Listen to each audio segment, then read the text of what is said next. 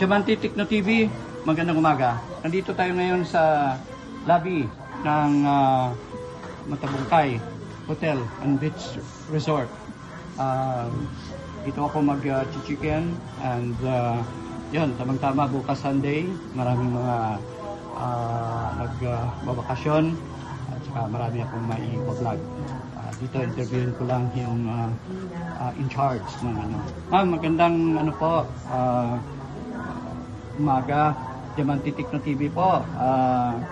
Magtatanong lang kung magkano yung ano nyo dito? Yung overnight stay? Mga rates? O yan, ha? Ito, papakita natin na yung yan. Yun.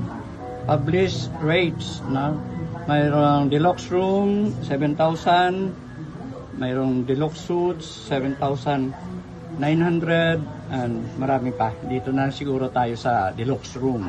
Okay? Interviewin ko si ma'am na i-invite niya lang yung mga visitors para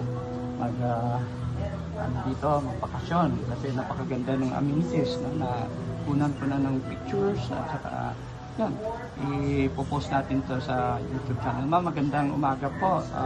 Pakilala mo kayo, tsaka i-promote nyo lang yung Matabungkay Beach Resort. Pangalan nyo, ma'am?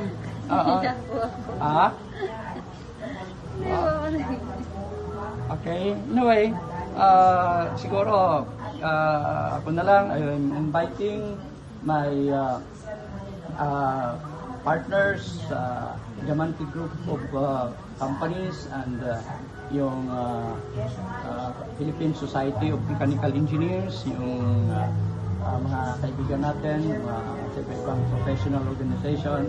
Ito ay magandang place, itong Matabungkay Beach Resort dahil ito ay nasasakupan ng Lian, Batangas. Ang mayor ay kumpari ko, si Mayor Pehe, and mamaya dadalawin ko siya doon sa beach resort hotel ng San Isidro.